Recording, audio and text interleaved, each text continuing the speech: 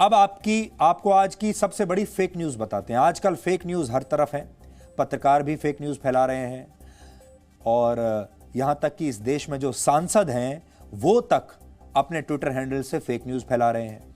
आपके लिए भी बड़ा मुश्किल होता होगा कि किस खबर पर विश्वास करें और किस पर ना करें। तो आज की जो बड़ी फेक न्यूज़ है वो ये कि दिन भर एक फेक न्यूज़ की बहुत चर्चा हुई। बजट की घोषणा के बाद ये दावा किया गया कि अब देश में पेट्रोल और डीजल महंगा हो जाएगा, क्योंकि सरकार ने डीजल पर 4 रुपए और पेट्रोल पर 2.5 रुपए प्रति लीटर की दर से एग्री इंफ्रा सेस लगा दिया है।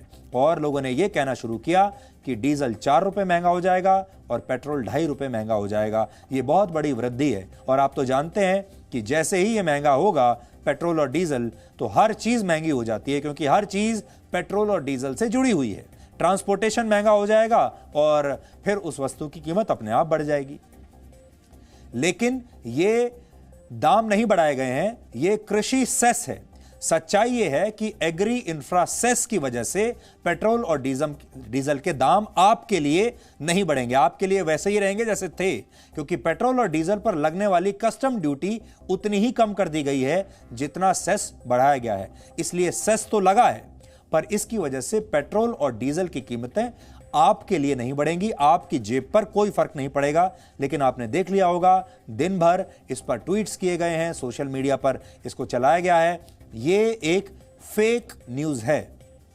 बजट में सरकार अपनी आमदनी और खर्च का पूरा हिसाब देती है। बजट के जरिए सरकार देश को बताती है कि उसकी आय का जरिया क्या है, यानी आपके ऊपर जो खर्चा करेगी वो पैसा आएगा कहां से और कहां कहां उसने पैसा खर्च किया है, यह भी बजट में बताती है। अब मैं एक आसान उदाहरण से आपको समझाता हूं। मान लीजिए कि सरकार की आमदनी इस समय 1 रुपया है, तो यह 1 रुपया कैसे आएगा, कहां से आएगा? सबसे पहले इस 1 रुपए में से 36 पैसे उधार से आते हैं, जीएसटी से 15 पैसे मिलते हैं, इनकम टैक्स के जरिए 14 पैसे मिलते हैं, कॉरपोरेशन टैक्स से 13 पैसे मिलते हैं सरकार को, एक्साइज ड्यूटी से 8 पैसे मिलते हैं और गैर उधारी पूंजी और विनिवेश से 5 पैसे आते हैं।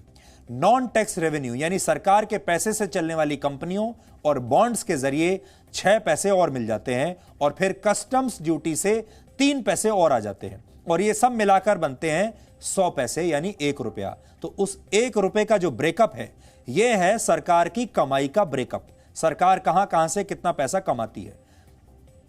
अब आप यह जान लीजिए कि ये जो ब्रेकअप हमने आपको दिया है, सबसे बड़ा हिस्सा आप देखिए, जो 36% का हिस्सा है वो है कर्ज, यानी सबसे ज्यादा पैसा सरकार कर्जे से ले रही है।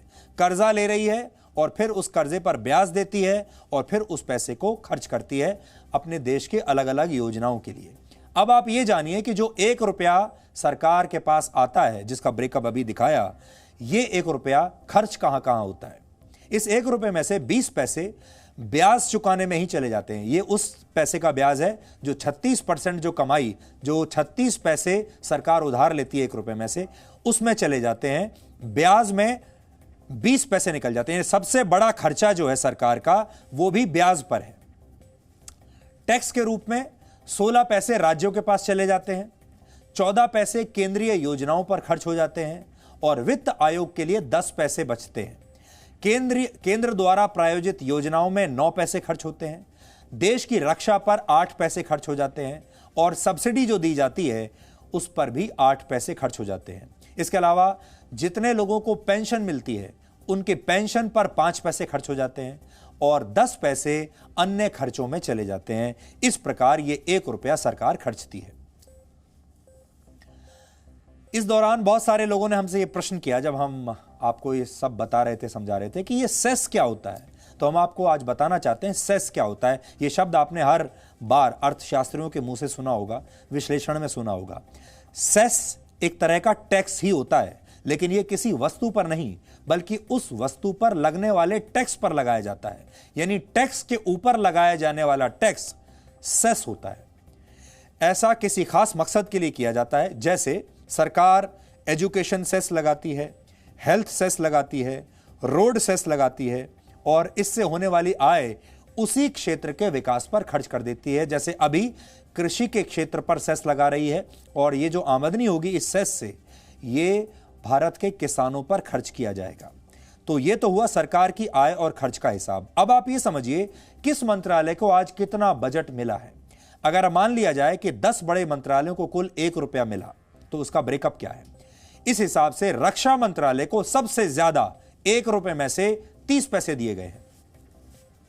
खाद्य एवं उपभोक्ता मंत्रालय को करीब 19 पैसे दिए गए हैं।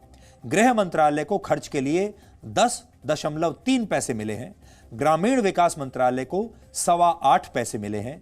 कृषि मंत्रालय को 8 पैसे मिले हैं। रेल मंत्रालय को करीब 7 पैसे और स्वास्थ्य मंत्रालय को लगभग 5 पैसे मिले हैं। हालांकि इस बार सरकार ने एक बहुत क्रांतिकारी कदम उठाया है और स्वास्थ्य के बजट में 137% की बढ़ोतरी कर दी है। सबसे ज्यादा क्रांतिकारी कदम यही है और इसीलिए हमने आपको शुरुआत में कहा था कि अगर आज के बजट को आप समझना चाहते हैं एक लाइन में तो आप उसे इस तरीके से समझिए कि सबसे ज्यादा फोकस सरकार का इस समय स्वास्थ्य पर है।